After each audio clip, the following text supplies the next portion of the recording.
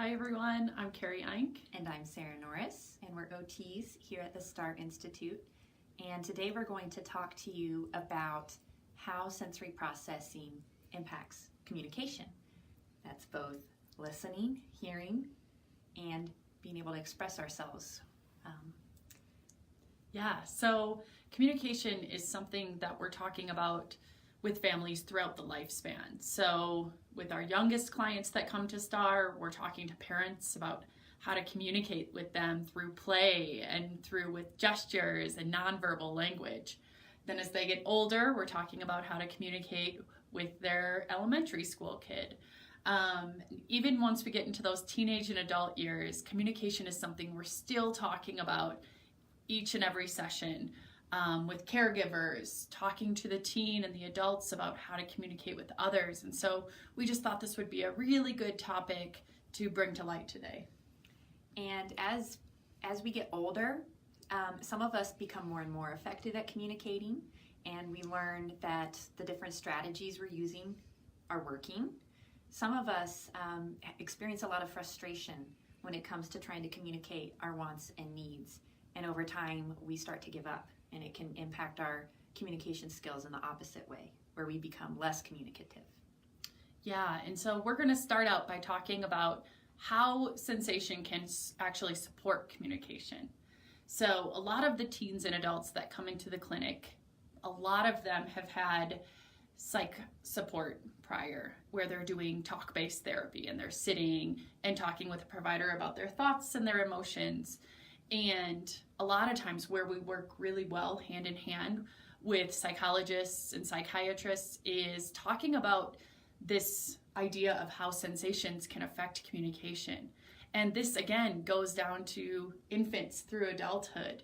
So what we know is that the vestibular system especially and the proprioceptive system are two really powerful systems to support communication. So a lot of times with our really young ones, we put them on a swing and we hear them saying longer stretches of words, and we hear sometimes, I've heard of therapists hearing kids say their first word on a swing once we activate that vestibular system.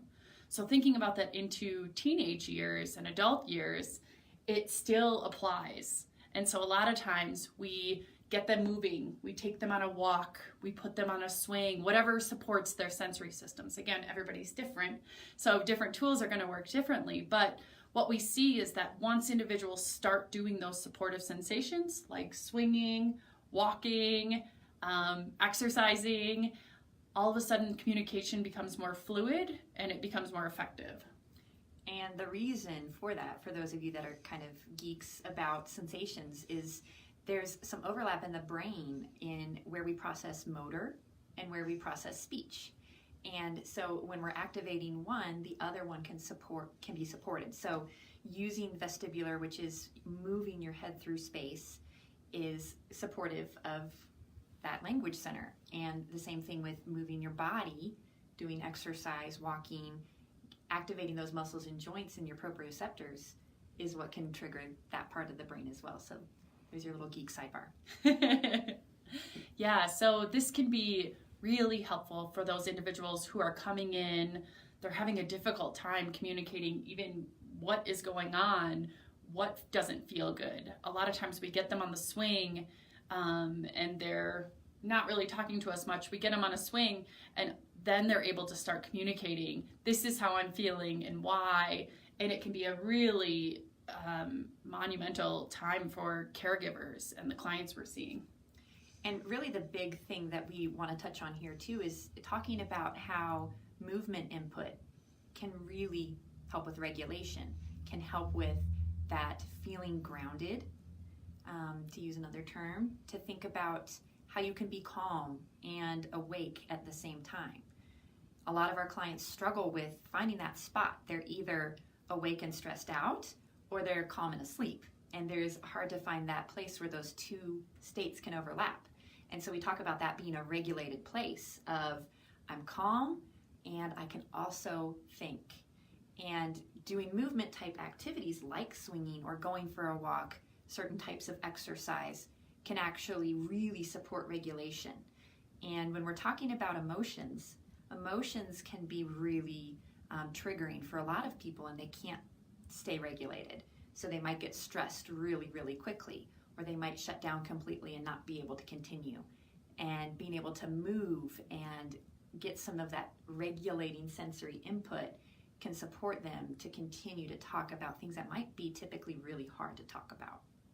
Yeah, I think those are all really good points. Another thing we wanted to talk about is how specific subtypes of sensory processing challenges might relate to difficulties in communication as well. And so the first one that comes to mind is over-responsivity.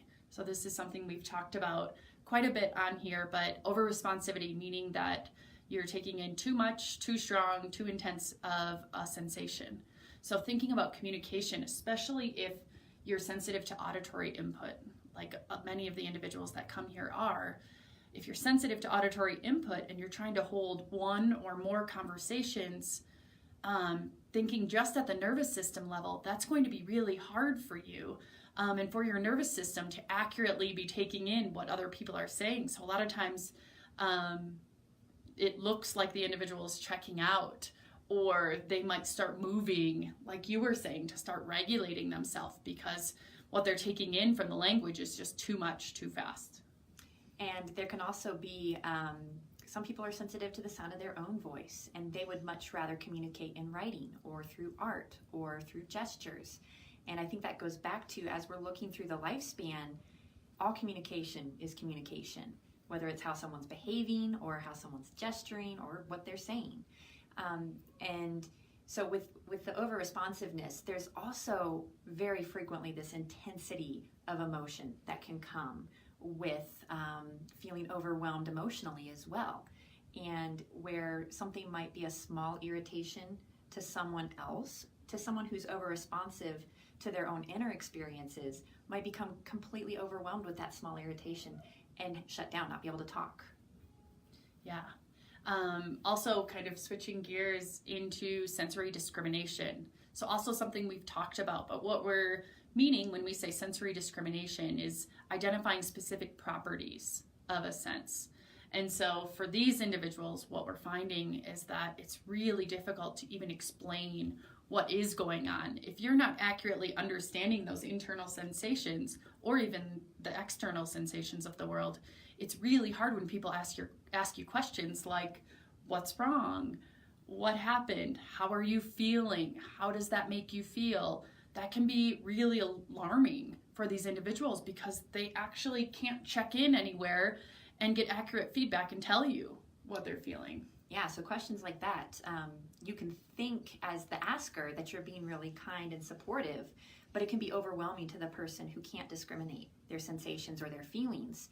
And it can become easily something that would send them into an emotional overload where they just shut down because they don't know how to explain it. With discrimination challenges, we also see this difficulty with being able to come up with the right words. So it might be, I'm feeling something, but it's not anger, it's not sad, I don't know what it is. I can't really tell.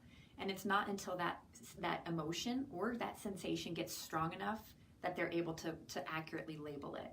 And sometimes that intensity that they need to be able to identify is so high that they can't maintain their emotional control.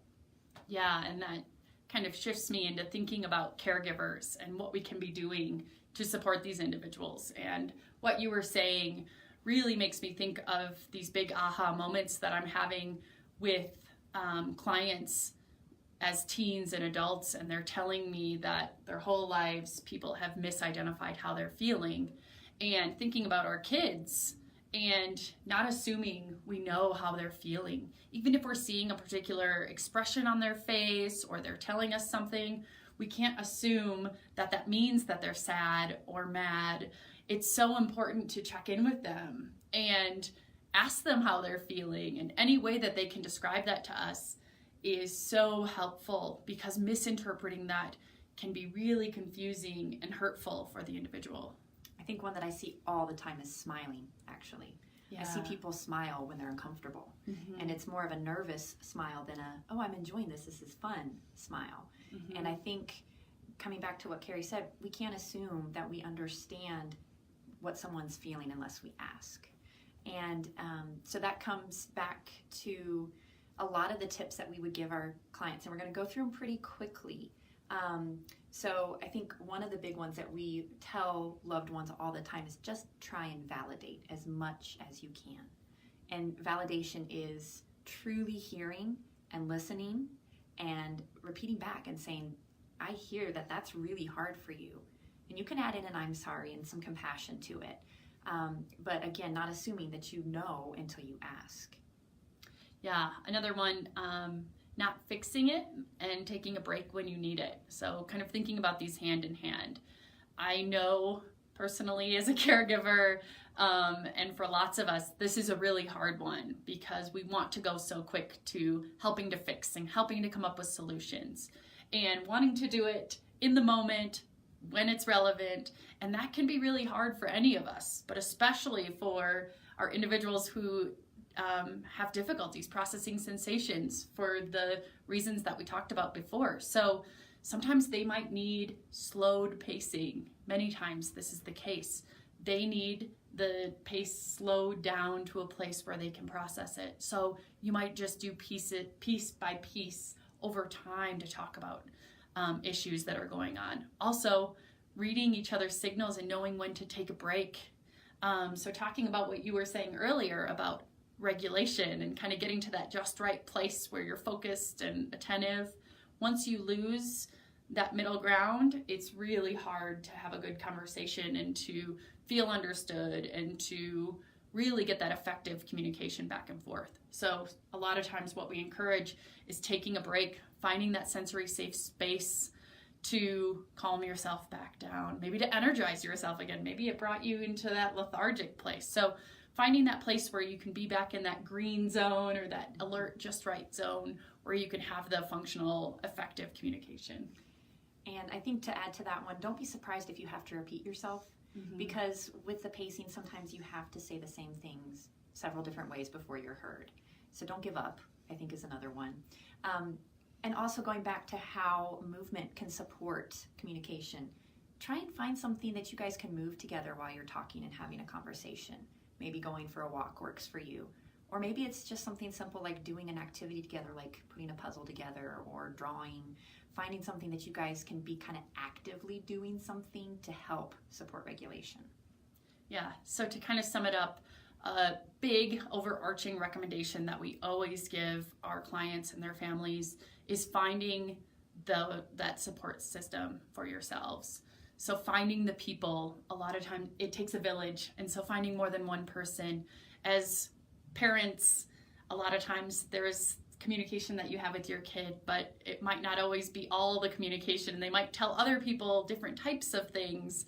And so finding your village and having different people effectively communicating with the individual kind of from different lenses.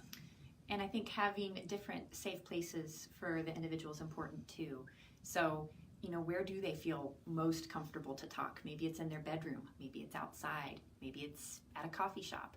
But helping find those places where they're supported to have a conversation and they're not going to be distressed or distracted. Yeah, so we'd love to hear from you guys. Any communication strategies you find helpful, any tips that you have for us, for other caregivers, for other individuals.